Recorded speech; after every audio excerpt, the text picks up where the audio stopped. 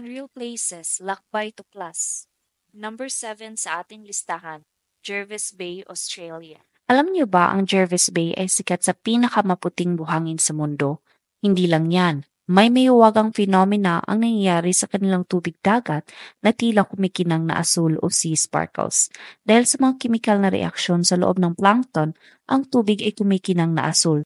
Ito ay mangyayari sa anumang oras o sa mas mainit na buwan. Number 6, Waitama Caves, New Zealand. Bakit nga ba umiilaw ang kuweba sa Waitama, New Zealand na tila para kang nasa Avatar na movie? Tatlong kuweba ang bumubuo sa Waitama Caves. Bawat isa ay may sariling kakaibang karanasan. Sikat sa kanilang kasaganaan ng glowworm, malawak na underground river system, at nakakamanghang stalactite at stalagmites formation, para kang naglalakbay sa ibang mundo. Underwater River sa Mexico. Ayon kay Natalie Belosian at sa kanyang grupo ng mga diver na unang nakatuklas sa ilog na ito, sa ilalim ng tubig ay isang kumpletong ilog tulad ng anumang karaniwang ilog. Umaagos ito ng hanggang 115 talampakan ang lalim na may daloy ng tubig tabang at maalat na tubig sa iba't ibang lalim. Number 4, the Tianzi Mountains of China, best known as the backdrop in the Avatar movie and the Forbidden Kingdom ni Jet Li.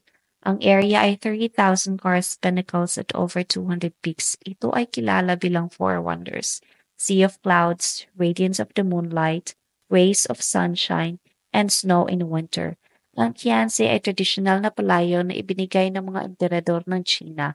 Ang ibig sabihin, anak ng langit. Number 3, Mount Roraima. Alam niyo ba ang Mount Roraima ay tinaguri ang Island of Sky, isang prehistoric na isla sa kalangitan na lumulutang sa mga ulap na matatagpuan sa South America. Kadugtong nito ang tatlong bansa, Brazil, Guyana at Venezuela. Ito ang nagbigay inspirasyon kay Sir Arthur Doyle upang mabuo niya ang nobela nga The Lost Road, kung saan namumuo ang mga bundok sa tuktok na tila mesa bundok ng Mount Roraima.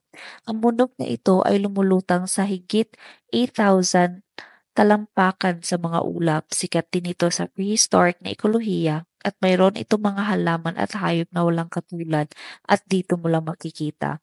Matanyag din ito sa Proterozoic age sandstone na nabuo mga 1.7 to 2 bilyong taon na ang nakalipas. Sa makatuwid, ito ang pinakamatandang bato sa mundo. Number 2, Darvaza Gas Crater. Tinatawag nila itong door to hell. Bakit kaya? Ang phenomenang ito ay matatagpuan sa Turkmenistan.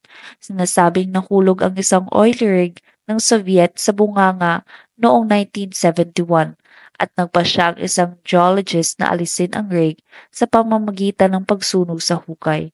Ang mga resultang nag-aapoy na pinapakain ng gas ay patuloy na nagdiningas hanggang ngayon.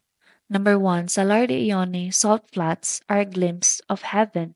Ito ang pinakamalaking salt flat sa mundo, kung saan heaven meets the earth. Ito ang napakagandang salt flat ng Bolivia at sumasaklaw sa mahigit 4,086 square miles. Ngunit may kwentong nakapaloob nito ayon sa mga lokal. Sila ay naniniwala na ang mga bundok ay dating tao at sina Tunupa at Cosco ay ikinasal. Matapos iwanan ni Cosco ang kanyang asawa para kay Kusina, si Tunupa ay naiwang lubhang nalungkot at ang kanyang mga luha ay sinasabing bumuo ng mga salt flats.